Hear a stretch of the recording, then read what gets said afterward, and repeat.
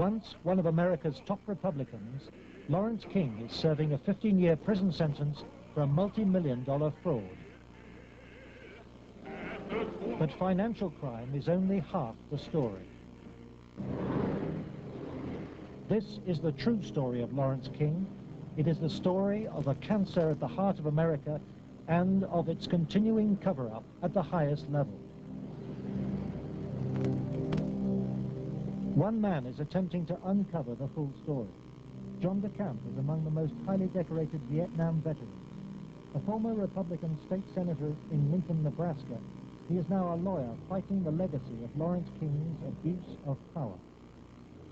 It's a web of intrigue that starts in our Holy of Holies, Boys Town, Nebraska, one of the most respected institutions in the United States, and spreads out like a spider web through Washington, D.C., right up to the steps of the nation's capital, the steps of the White House, involves some of the most respected and powerful and richest businessmen in this United States of America. And the centerpiece of the entire web is the use of children for sex and drug dealing and drug couriers, the compromising of politicians, the compromising of businessmen, but worst of all, the corruption of key institutions of government that have the duty and responsibility to make sure these things never happen. For John DeCamp, the trail starts in a unique town just outside Omaha. World-famed Boys Town is in the news again. Made famous by an Oscar-winning film, Boys Town is America's favorite children's charity. It was founded in 1917 by a Catholic priest, Father Flanagan. Father Flanagan. The saddest spectacle in our social life is the neglected, unwanted, and unloved boy who has become a serious problem in our society. Boys Town was started to be a home for orphans. It was after World War I. And since then, society has changed, and the problems of boys have changed. And so now, it's a question of taking care of homeless, abandoned, neglected, abused boys, and now girls also. Boys Town has been granted the privileges of an incorporated town, a Catholic diocese, and a school district for 500 children.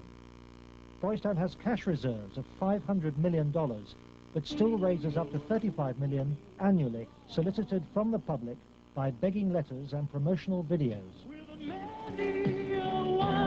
I'm Father Val Peter, the caretaker of Father Flanagan's Stream and the executive director of Boys Town.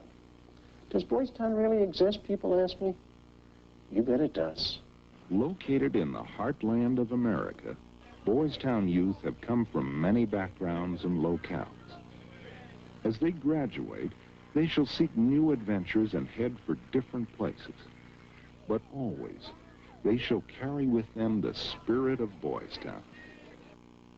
If you'd like to help Boys Town, send your tax-deductible gift to Father Val Peter, Boys Town, Nebraska, 68010.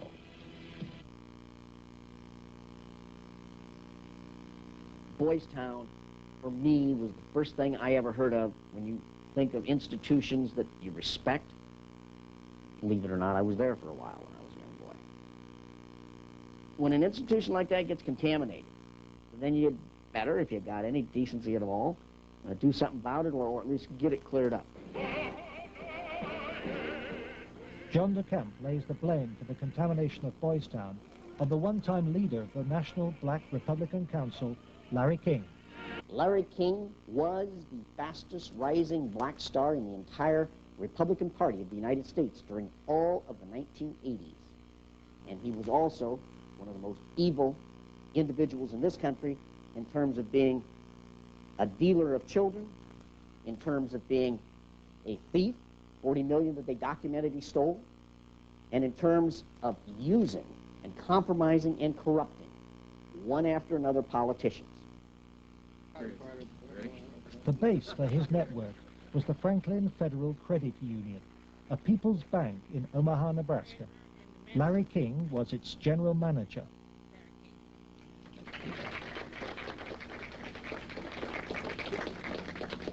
Thank you. This is especially an exciting day for me. Mr. King was a very charismatic person. When he came to the credit union, he was brought in because the credit union was actually failing. He did everything to build the credit union. King courted the leaders of Omaha's wealthy business district. Banks, industry, and charities placed millions of dollars in King's hands. From 1979, Larry King developed close commercial ties to Boys Town, and Boys Town youngsters were sent to work for his companies. Boys Town had quite a few accounts at Franklin Credit Union. Those were considered very valuable accounts. They were handled exclusively by the bookkeeping department. But on the average of once a month or once every 2 months, we always seemed to incorporate a person from Boys Town.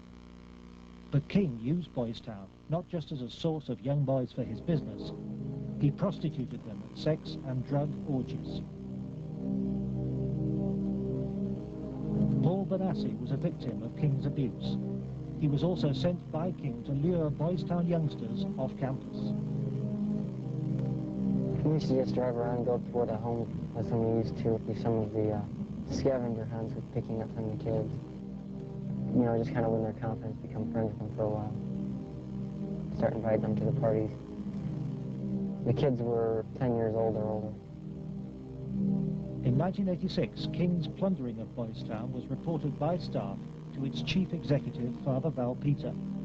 Subsequent testimony proves that he carried out his own investigation, but that King's victims refused to talk to him.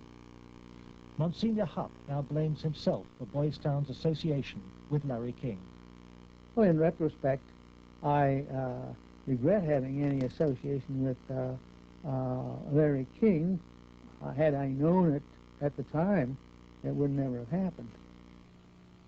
Could you understand why a very detailed report from a social worker employed at Boys Town, identifying children and identifying their alleged abusers, never saw the light of day? Nothing happened with that.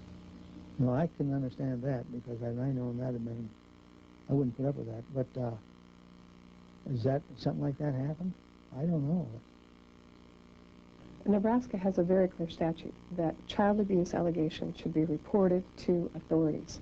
They shouldn't be reported to the principal of a school, director of a facility. They should be reported directly to either Child Protective Services or law enforcement. And so Larry King remained free to feed his pedophilic parties with child victims. But in 1988, a routine review brought King's involvement with Boys Town youth to the attention of Nebraska's State Foster Care Review Board. When the information presented to the Foster Care Review Board, either via the telephone reports, the personal reports, or the reports we reviewed, Larry King's name was consistently present as someone that the youth were making allegations against. I would say we handed over at least a foot-high amount of material to authorities, and nothing happened. Omaha police now accept that Larry King may have been abusing children. Good morning, Roberta. But its most senior officer claims the evidence was not conclusive. It is certainly possible that Mr. King was involved in illegal acts with children. If there was sufficient evidence of those types of allegations, he would have been prosecuted by the county attorney's office. For me, it was very clear that the case was not investigated and not pursued because of the alleged perpetrators. Those perpetrators, named by the children, were some of the richest and most influential citizens in positions of power in the state. Men prominent in industry, politics, the media, even the police. We can only name the ringleaders. Besides Larry King, they were department store millionaire Alan Baer and the celebrity columnist of Omaha's only newspaper, the World Herald, Peter Citron. With the judicial system apparently paralyzed, Larry King spent Franklin's money on courting political influence. $10 million went on jewelry, flowers, and private planes. He cultivated contacts in the inner circles of Ronald Reagan's White House. At his palatial homes, 3 in Omaha and 1 in Washington, D.C., he held extravagant parties for the influential and powerful. His lavish spending bought him a protected life. Larry King was constantly heralded, cheered, applauded in the news media as the great businessman that's helping the poor people, the black community of Omaha. But King's extravagance attracted the attention of the Internal Revenue Service. As a result, on April the 11th, 1988, the Franklin Credit Union was raided and closed by the FBI.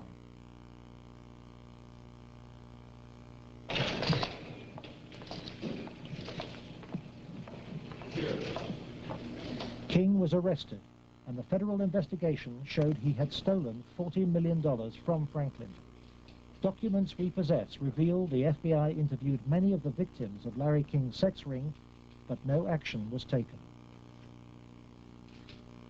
In November 1988, Nebraska's state government set up a parallel investigation into Larry King. A legislative committee was formed. Its chairman was the Republican head of Nebraska's Banking Committee, corn farmer and state senator Lawrence Schmidt. Immediately, anonymous threats began. I received a phone call on the floor of the legislature. Clark did not identify himself, but he said, "Lauren, you do not want to have an investigation of the Franklin Federal Credit Union." And I asked who I was speaking to. They said, "That doesn't matter, but you shouldn't have that investigation." And I said, "Well, why not?" He said, "It will reach to the highest levels of the Republican Party, and we're both good Republicans." Undeterred, the committee began their investigations, and the money trail led quickly to the original allegations of child abuse. Carolyn Stitt was one of the first to testify. The night before we testified before the legislative committee, I did receive a phone call at home that said, "If you speak, you won't live to regret it." To protect the inquiry, Schmidt's committee hired special legal counsel and full-time professional investigators Gary Caradori and Karen Ormiston. I said, "We do not want you to bring to the committee rumors, innuendos, nothing that cannot be backed up with facts." I said, "Bring to the committee that which we can take to a prosecutor." The investigators found new victims of King's pedophile network, many on the streets of Omaha. The picture they built up was of a large ring of rich and powerful pedophiles, many named the same men as those involved with the Boys Town cases 3 years earlier. They were telling us about prominent people in Omaha and elsewhere that were abusing children at parties. The prominent citizens' names that originally came up were a concern to me because I knew many of those individuals, and I, very frankly, was shocked to have those names show up on the list. To provide the committee with hard evidence, the investigators recorded their new witnesses on videotape. Paul Bonassi had been the victim of abuse since he was 8. He was present at many of Larry King's sex parties. Caradori traced him to the county jail. He had been convicted of fondling his young cousin.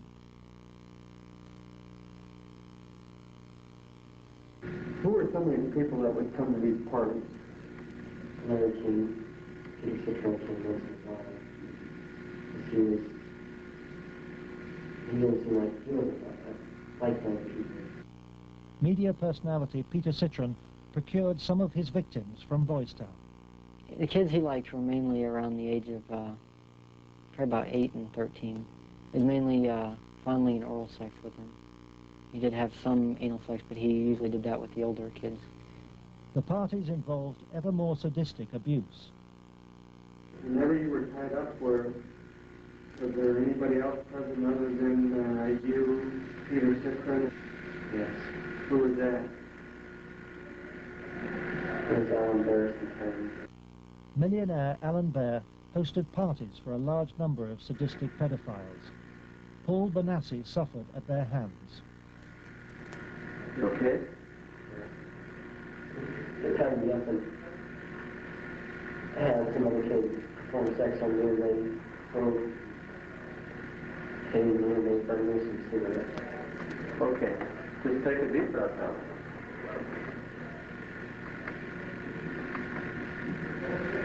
And comes Troy Bonner. Troy Bonner was the tie you on? He was there. Troy Bonner was found by the investigators and his videotape testimony taken under oath. I was shocked when I walked in. There was a kid, I would say about 15 years old, out in the middle of the room. One guy was standing in front of him. He was bent over, and the other guy was like reaching under him, playing with his nipples, while a guy whom Jeff told me was a police officer shoving beads up his rectum. The police officer was shoving beads up his rectum? Yes. Bonner named Alan Bear as the man who introduced him to the sex parties. Alan Bear was a sick fuck. Didn't care, wanted sex, nasty, I don't even know if you can call it sex. Everything, I mean, from just, touching to fruit, squash, huge squash, that big around, stuck into your ass,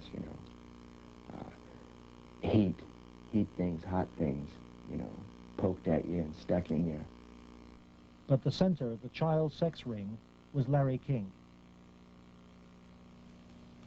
Larry King was the same kind of sick fuck Alan Bear was, except Larry King was more violent, more sure of himself, I got those scars on my arm one night at a party where Larry King, wanted to see how strong a man we were or something, and have us put our arms together, and then you'd light cigarettes, and as soon as you get burning, you just drop them down between your arms and, let it burn.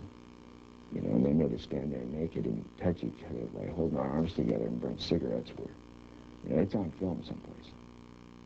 And they filmed it.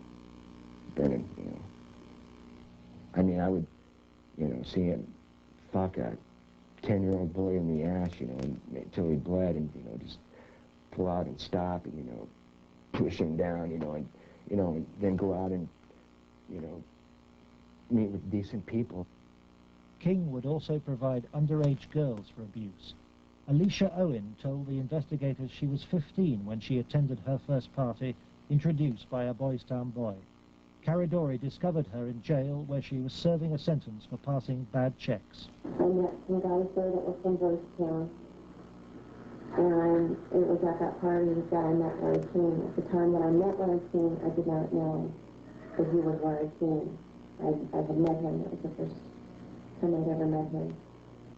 Larry King and Alan Bear frequently hosted the child sex parties in penthouse apartments at the Twin Towers luxury block in Omaha.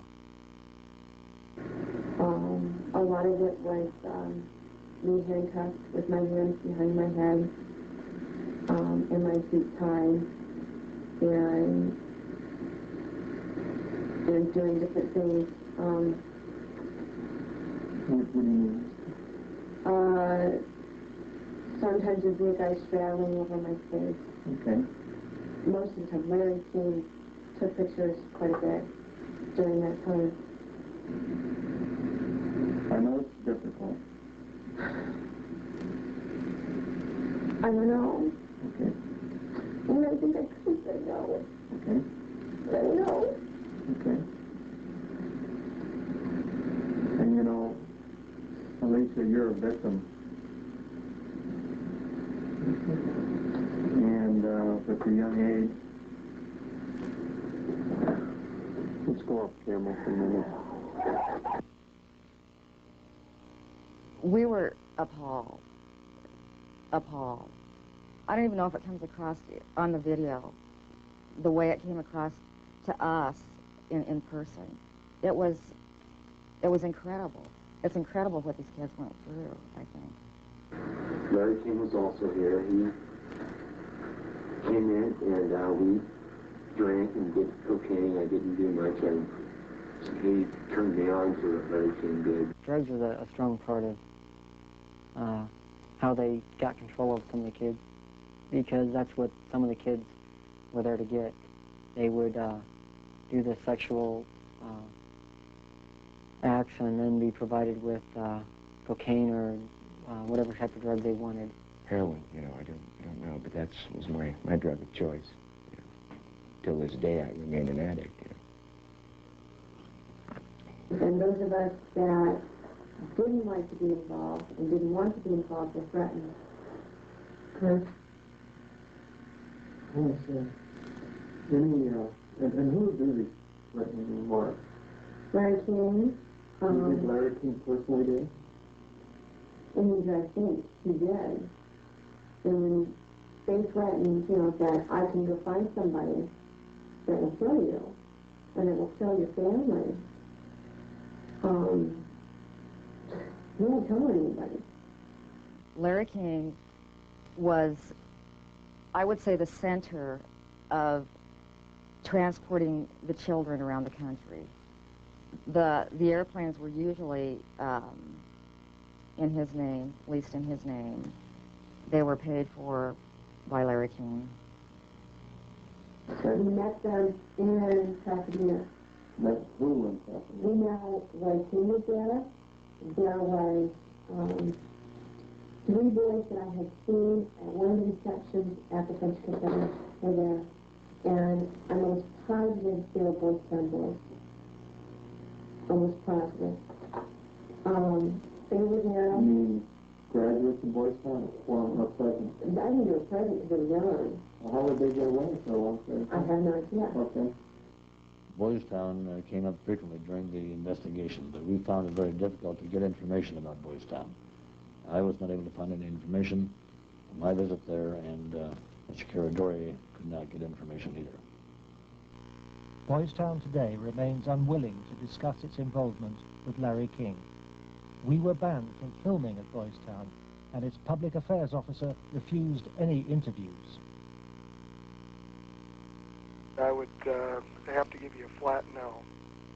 I'm just going to tell you at this point that we will not participate with you. We have no interest in talking to you folks. It's something that we don't even care to delve into. By the spring of 1990, the Nebraska State Committee was convinced by the evidence of an organized child abuse ring. Its chairman, Lawrence Schmidt, sought the advice of his lawyer, John DeCamp. On his advice, Schmidt turned over all the sworn evidence to the FBI. But immediately, the videotape testimony was leaked to a hostile local media. The media immediately started discrediting the witnesses. They were, the witnesses came across in the media, in the Omaha World Herald, especially, as the criminals. The last 3 victim witnesses were demolished by the press, particularly the Omaha World Herald. The paper never looked for information that would support any of the allegations. The whole purpose of the stories was to destroy any credibility that these youth may have. I've heard that people said that Gary Caradori coached me and that he told me what to say, but the fact was I didn't meet Gary Caradori until way after I'd already talked to the Omaha police about the abuse and had named all the same people. Paul Benassi maintains that neither the FBI nor the Omaha police took his allegations seriously. And they didn't ask me very much about Larry King or even Alan Bear at all. They treated the allegations that I made about the people who abused me almost like a joke.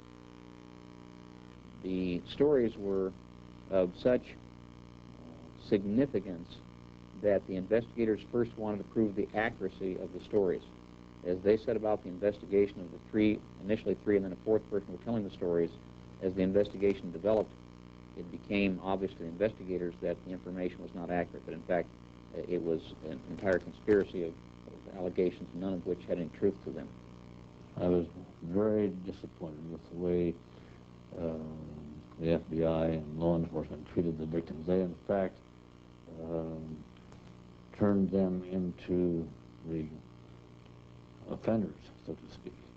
And instead of taking the evidence that was delivered to them by the victims and interrogating the persons whom the victims identified, they seemed to bear down and try to get the victims to change their story.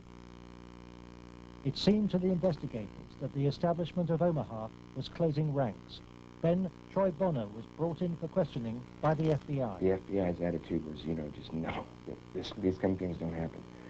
From the first interview when I went, and realized they don't believe a fucking thing I'm saying, they were just appalled, but I realized what that look in their eye was back then. It was fear. It was fear of it, I had witnessed, firsthand things that would, destroy this city, people, a position, what I mean? It's not going to be believed, they said. It will not be believed. You will be found guilty of perjury. And they weren't telling me maybe. They were saying, if there's no way. You go on with the story, you're going to jail. That was said to me direct. Troy Bonner agreed to withdraw his videotape testimony. The FBI used Troy in an attempt to persuade fellow witness Alicia Owen into abandoning her evidence about Larry King's nationwide network of powerful pedophiles. We have obtained the recording of the phone call made by the FBI on March the 9th, 1990. It is significant evidence for John DeCamp. This is Special Agent Michael F. Mott. Following will be a consensually recorded telephone call between Troy Bonner and Alicia Owen. Hello. Hi. Hey, what's going on? I'd like to ask you that. Talk to me. No, you talk to me. I don't understand why you're lying. Why are you lying? What are you talking about? That's what I'm asking you. You're calling me why I'm lying? Yeah. You can talk to this whole thing, Alicia. You're full of shit. Either tell me what's going on. You're full of shit. Hey, look. Who do you have listening on the line? I have nobody listening to me. I'm listening to you, and I'm hoping you'd give me some fucking answers. I'll be honest with you. I don't know what kind of game you're playing. I'm not trying to play a game. I'm not going to go to jail for you. And that's what's going to happen. Why would you go to jail? Jail for telling the truth? No, jail for lying. What have you lied about? I haven't lied. Okay, but why are... Listen, shut up. Listen to me. You're not out here being talked to them every day. The pressure's kind of hard. You literally have to have bricks for brains to take on the FBI in this country. And that's exactly what you'd have to do this properly. They now, in my opinion, in my investigation, are the architects of the cover-up. We asked the FBI in Omaha for an interview about its investigation of the Franklin scandal. Larry Holmquist for the FBI here. We feel it would be inappropriate for us to comment. We work this with the Omaha Police Department. We just don't feel it would be appropriate for us to make comments.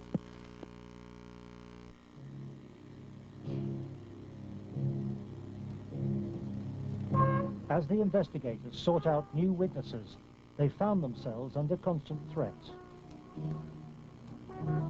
Gary was threatened several times. His vehicles were tampered with. I would think whoever tampered with them, it was a scare tactic because it was so obvious that they were being tampered with. Gary got there was one piece of evidence I know he got that he even said he got one step ahead of him this time. He told us about this book. It was like addresses, telephone numbers, names. He said if they knew he had it, they'd kill him. On July the 11th, 1990, Gary Caradori and his 8-year-old son, AJ, were flying home from Chicago in his light aircraft. They had watched the All-Star baseball game, and Caradori had been pursuing new leads. Investigators from the National Transportation Safety Board are in Harold Cameron's cornfield, trying to determine what caused this private plane to crash, killing its 2 occupants. The bodies of Gary Caradori and 8-year-old AJ were found in the wreckage. National Transportation Safety Board investigators say wreckage from the crash is apparently strewn over a 3/4 to 1 mile long stretch in this field. The fact that the wreckage is scattered over a large area certainly demonstrates that it did break up in flight. The exact mechanism of breakup yet is still unknown. The federal investigation was never able to discover what tore the plane apart. There are things missing from the plane. His briefcase is missing. I think the plane was sabotaged. There's no doubt in my mind. Within 24 hours of the tragedy, all Caradori's records were impounded by the FBI. Gary's widow, Sandy, is still unable to come to terms with her loss.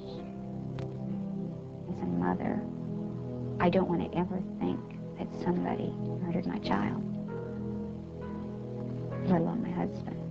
But I think if you'd ever talk to any parent, be it mother or father, who's ever lost a child, I mean, the worst thing that you can think of is that somebody would want to murder a child. I really feel that somebody killed my brother. And inside me, I know that somebody killed my brother. If somebody could help us out somewhere, somebody knows something. And may God help those who did that to him and his family. The effect of Gary's crash on the investigation, I think, in effect, put an end to anybody else coming forward. There are many victims. We knew of more. There are more. They're still out there. They're afraid to come forward. That's when I was finished, because I figured out if they murdered Gary and his son, there was nothing that would stop them. There's no piece of paper. There was nothing we could come up with that was going to get anything done.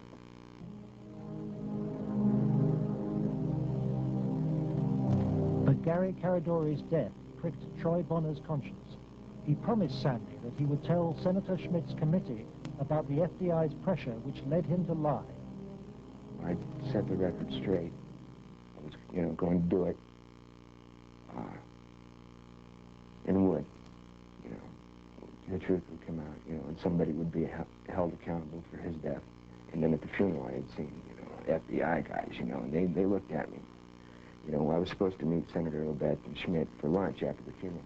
And, that's when I decided, I told my mom, we're not going to do the lunch. We're going to hightail it out of Lincoln now.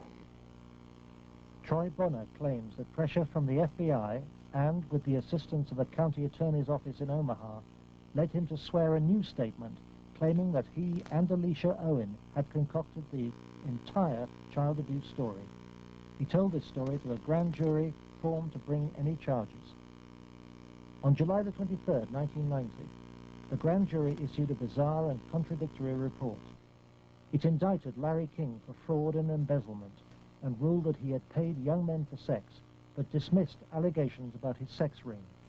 It indicted Alan Baer for the serious offense of pandering for sex, but rejected evidence linking him to King or to Citron, whom it noted had been convicted of separate child molestation charges.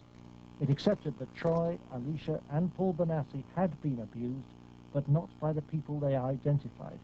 And for refusing to withdraw her evidence, it charged Alicia Owen with perjury.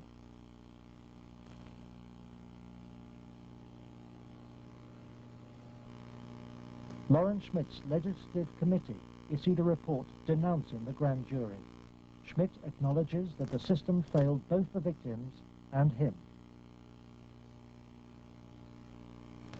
I had, I think, to distinguish a record as anyone can put together in 24 years. I was told that would be curtailed, and it was. I was told I'd have financial problems, and I did. The message was not lost on most politicians in Nebraska.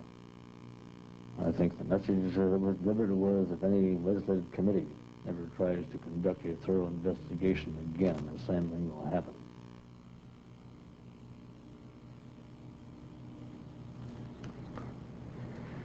It has shaken my faith in the institutions of government.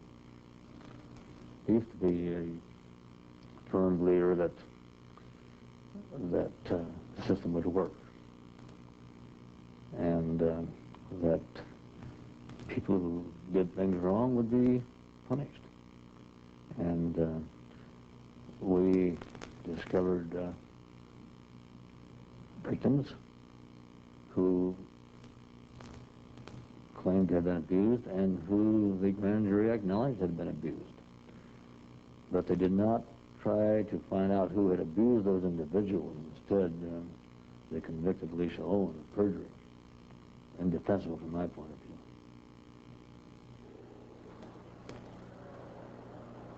The trial took place in July 1991.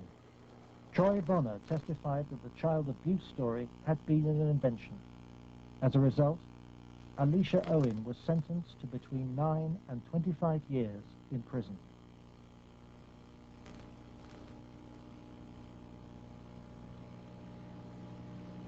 I can't find a case in the history of this country where some kid got sentenced to 25 or 30 years in prison for something like this. If you were going to pick a what I call a tell sign, something that says something fishy about the whole thing, it was in the sentencing itself. For some reason, they had to send a signal to every kid who was a potential witness. My opinion again. A signal so loud and clear, if you dare to come forward, if you dare to talk, watch what happens. Alan Baer was fined $500 after pleading no contest to a reduced charge of aiding and abetting prostitution. Peter Citron served 2 years of a 3 to 8 year sentence. Thanks to Troy Bonner's lies, Larry King never faced child sex charges. For the $40 million fraud, he was given a 15-year sentence, 10 years less than Alicia Owen. I feel really sick. I should be taken out and shot for doing that. And if that was to happen, I would go with it. John DeCamp, former state senator and Vietnam veteran, is now the only man fighting to help Larry King's victims. He is the lawyer trying to overturn Alicia Owen's conviction and to expose the cover-up. I live in Nebraska. Hell, I was born here, raised here. I have 4 kids growing up here. Like it or not, it's my heritage, you know? Well, if it's a dirty cesspool that I got to live in or look back on that I left, that ain't good. The real cost, if I were going to say to my family, has been the fear and intimidation it's put in some of the kids. A couple of the kids are really, really frightened and really had some sleeping problems over it, you know, here, this or that. So that's been the real concern I've had. John has received anonymous threats and has turned for advice to his friend and one-time boss, former head of the CIA, William Colby. Bill Colby told me better than anything. The one thing the bad people can't afford is publicity, and knocking you off right now or doing something obvious to one of your kids would bring them more trouble than it's worth. I said, you have to consider the possibility of some danger to not only your reputation, but to your person. I mean, people do react rather violently to some kinds of charges, or particularly if they're true, there's more apt to be a negative reaction than if they're false. If they're false charges, then they can be reacted to in a normal way, a libel suit or whatever. But if there's truth in it, there can be a danger in that situation. We've seen that happen in other cases.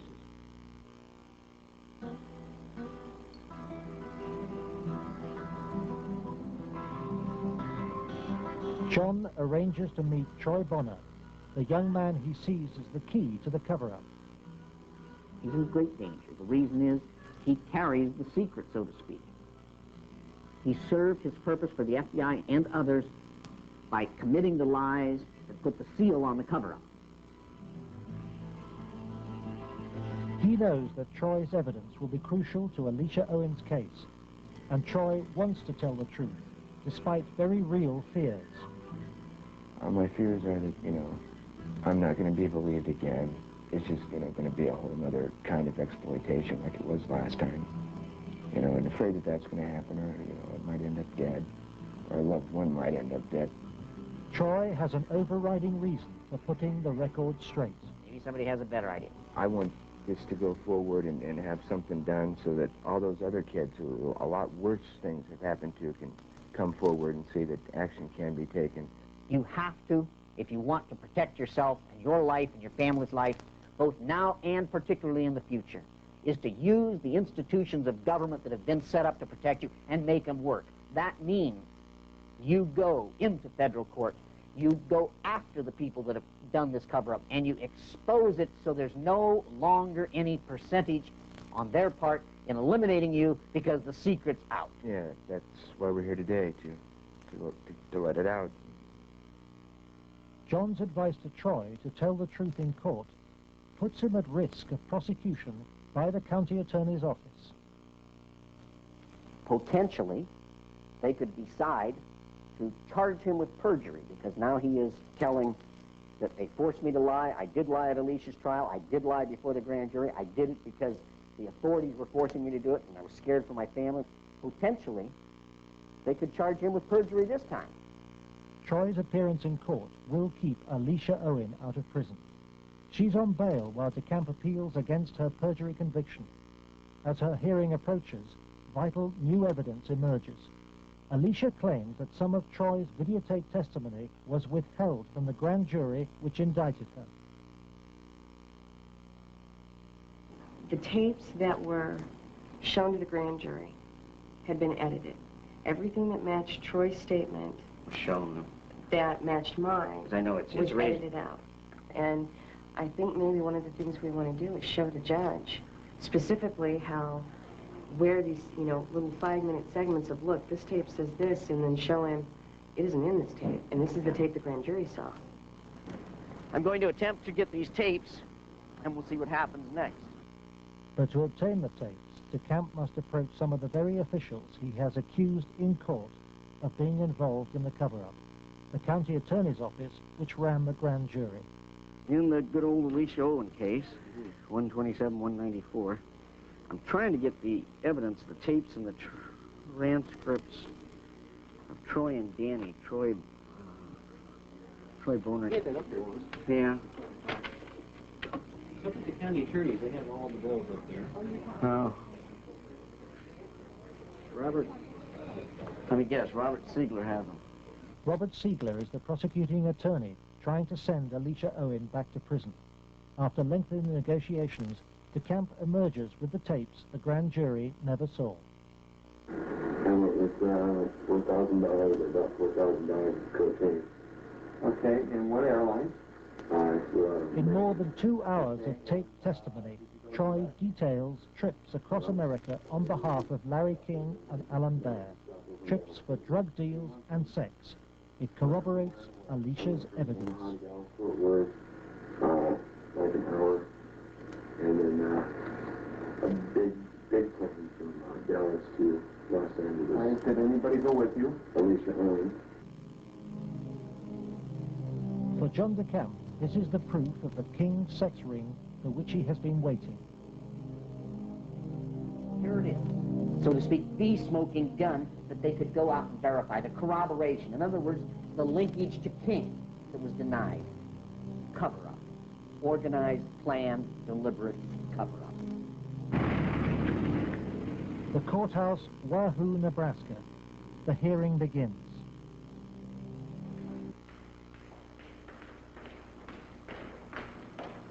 Alicia Owen is ready to testify. So is Paul Bonassi. But there is no sign of Troy Bonner.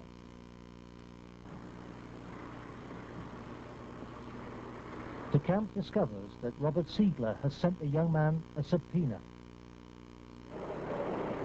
Fearing arrest for perjury, Troy has gone into hiding. DeCamp is without his most vital witness. Trying to subpoena him with these guys. Is Troy okay? In court, Alicia's case is adjourned. The county attorney's office begins to search for Troy Bonner, but County Attorney Siegler won't say why. You're about to charge Troy Bonner with perjury? Oh, no, every victim witness who stepped forward in any way, or even was a potential witness that somebody heard about, has either been killed, put in jail under some theory or other, terrified or run out of the state, discredited. Every perpetrator, even the convicted ones, have been treated as conquering heroes. Peter Citron lives in the same house where he abused many of his young victims. Alan Bear lives in the most exclusive part of Omaha. He recently bought a downtown shopping mall. Many of the other abusers named by the children have risen within Nebraska's state government and legal system and within the Republican Party. Obviously, the FBI was protecting something a lot more significant than a bunch of old pedophiles having improper relations with little boys. They were protecting something a lot more significant than a bunch of drug peddlers. They were protecting, in my opinion, they were protecting some very prominent politicians, some very powerful and wealthy individuals associated with those politicians and the political system, up to and including the highest political people in this entire country.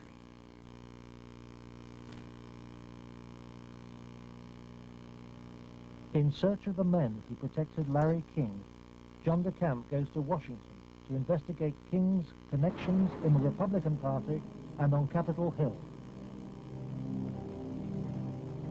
Paul Benassi provides him with the evidence that Larry King threw child sex parties here at his rented $5,000 a month Washington house.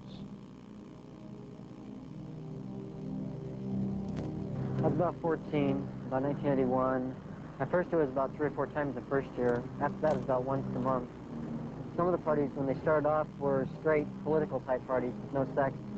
And then when some of the men had left, some of the politicians had left, the ones that had planned on engaging in some type of sexual activity, that would come after the party. Some of the kids would be held downstairs in some of the rooms where if they acted up or if they started freaking out because of the drugs that they were on, they'd put them in a room that they couldn't get out of, and they'd lock them in. What kind of drugs? Anything you wanted: cocaine, heroin, speedballs. You're telling me those weed. things were at these parties where you had Larry King and prominent politicians? Yes. Were they readily available to anybody at the party? At the after parties, they were readily available for anybody. Beforehand, they did it more upstairs than they did anywhere else, and it was kind of in the back room. Were any attempts ever made that you know of to expose this situation? As far as I know, nothing's ever been done, and most of the people that were in there had already been, I guess you say, compromised. King's partner was Washington lobbyist Craig Spence. Spence took youngsters, including Benassi, on private midnight tours of the White House. So you were in the White House then? Yes. And how did you gain access? Well, I came down with Larry King, but Craig Spence was the one that arranged the trip for us. And it was kind of a gift for our services that we were doing. How many times were you on this kind of a trip? I came to it on 2 times. 2 times. And were you used for sex on those occasions? Not until after we left. After you left the White House? Yes. What time of night? It was usually around midnight.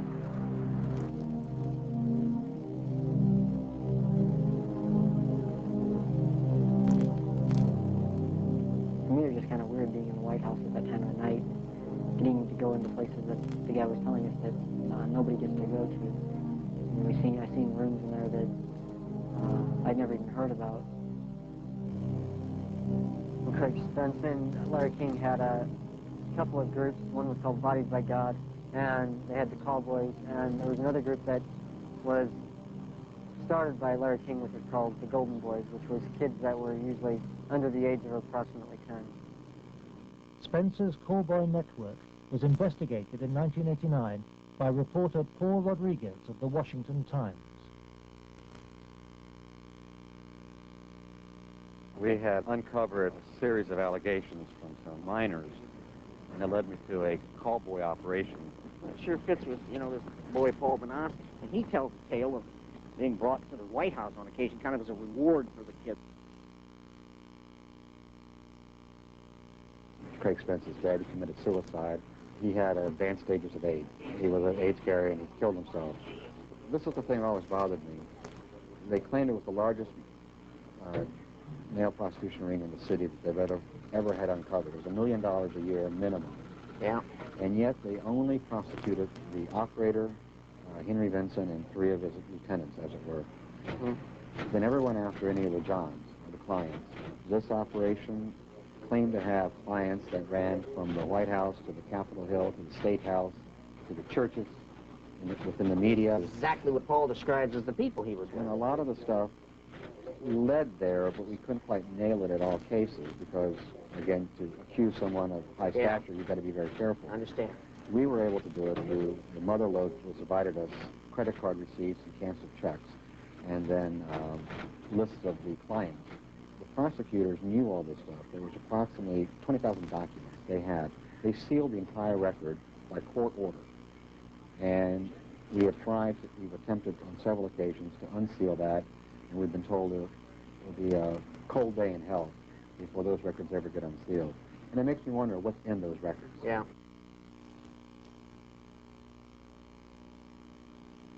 John DeCamp believes that the legal system is still being subverted and that the people protected are still at the heart of the American establishment.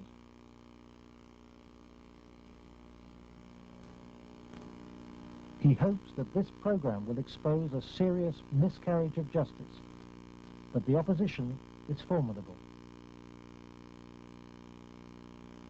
It's beyond belief that arguably the most powerful person in the world, the President of the United States, in the form of Richard Nixon, could not prevent the investigation of Watergate, or that President Reagan could not prevent the investigation of Iran-Contra, and yet somehow this group of unnamed, unknown, anonymous individuals in Omaha, Nebraska have such power they can control and protect all of these people from being investigated.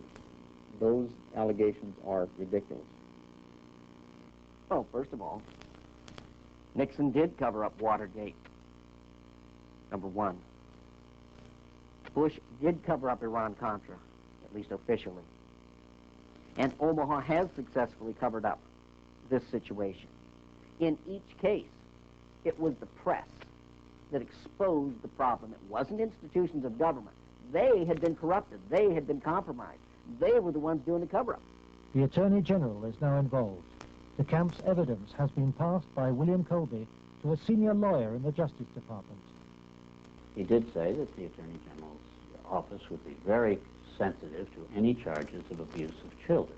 That this was a matter of considerable priority to the department, that this sort of thing not take place, and that they would assign an officer to look into the case. For John DeCamp, the story of Larry King's corrupt empire holds a dire warning for all America. If you can control about 3 or 4 key elements, you can totally own a state. You can make right wrong. You can make truth falsehood, falsehood truth. If you control the media, if you control the Justice Department, if you control the police, you own the system.